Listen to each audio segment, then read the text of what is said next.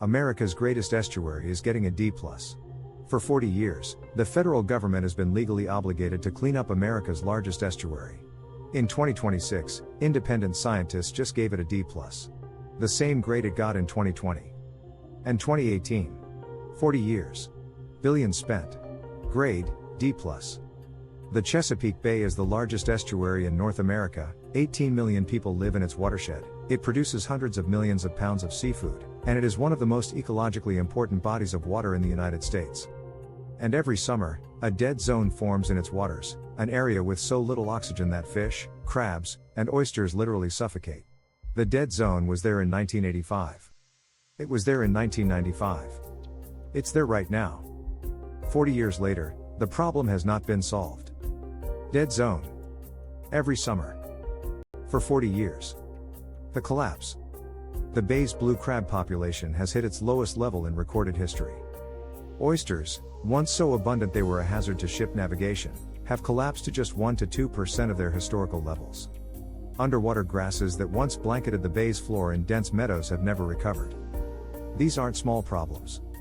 This is a cascading ecological collapse that has been happening in slow motion for a generation. Blue crabs, record low. Oysters, 1 to 2% of historical levels. Who's responsible?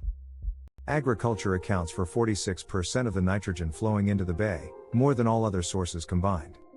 Pennsylvania, which drains the most water into the bay, has achieved only 29% of its legally required nitrogen reduction goal.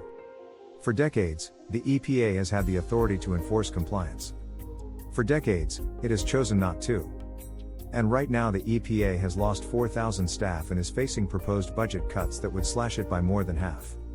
Pennsylvania, 29% of goal met. EPA, 4,000 staff cut. Enforcement, missing. Climate wildcard.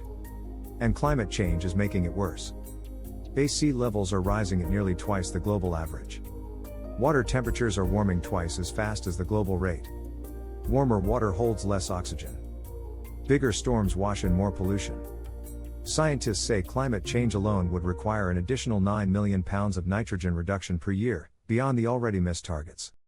Sea level rising 2x global average. Warmer equals less oxygen equals bigger dead zone. The bay needs more people paying attention. For 40 years, there has been a legally binding federal plan to clean up the Chesapeake Bay. Follow the link in the description for the full YouTube video.